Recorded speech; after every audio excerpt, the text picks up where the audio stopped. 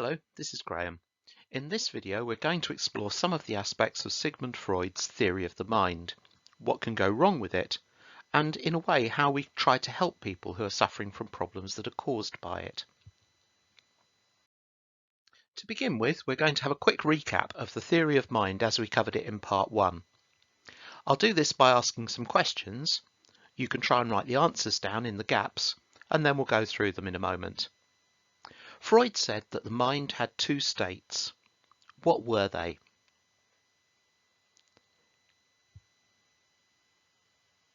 Secondly, he said that there were three parts to the mind. The first was the bit that tries to get on with life. What was it called?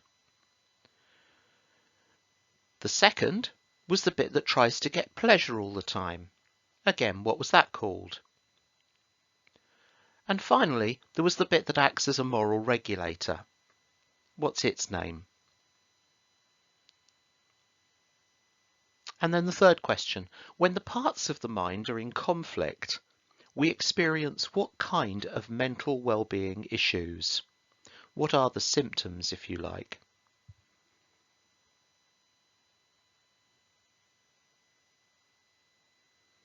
So, quickly, the two states are the conscious and the unconscious. Freudians don't acknowledge such a thing as the subconscious. Of the three parts of the mind, the bit that gets on with life is the ego, the one that is driven sexually or aggressively is the id, and the part that tries to act as the police person is the superego.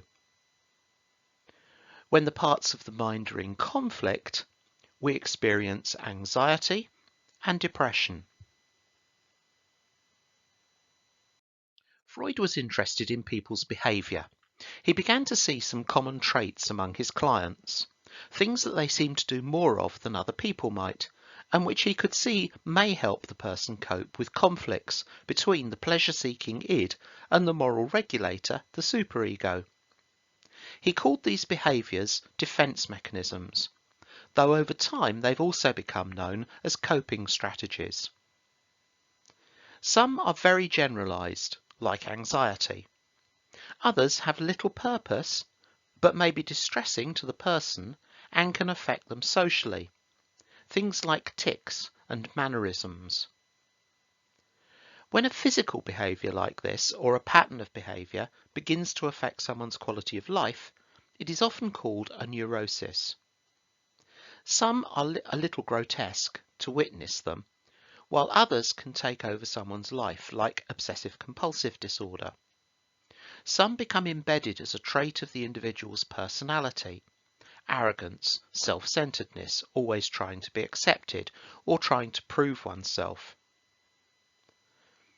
Freud listed several of these, defining them as well as he could.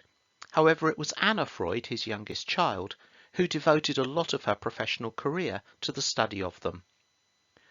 There have been a number of attempts to classify the defence mechanisms, but the one which is most often used these days stems from a widely respected psychiatrist, George Vaillant, who published his approach in 1977. Notice especially the level 3 and level 4 defences. They would often be acceptable, indeed favourable in society, and yet they are still signs of inner conflict.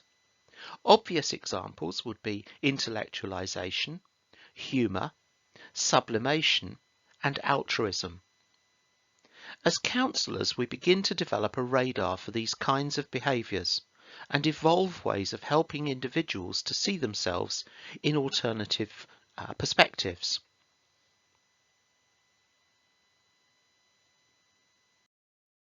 Many psychologists and lay people, of course they would, wouldn't they, have problems with Freud's psychosexual stages. However, later workers generally do agree that there are stages in our development. Erikson added them all the way into old age. And at each of these stages, different issues in our behaviour seem to emanate. Most people also agree that the early childhood, especially up to the age of 5 or 6, is the most significant period for the development of personality. It's in the detail that Freud has to be seen as a product of his time. Again, Pause the video for a moment and explore the 5 stages that are listed here. Consider the possibility of being fixed or of fixation at a particular stage, and think about what its impact might mean. If you're feeling really brave, think about yourself, your own behaviour, or what you know about your past, and see if you can tie any of these things together.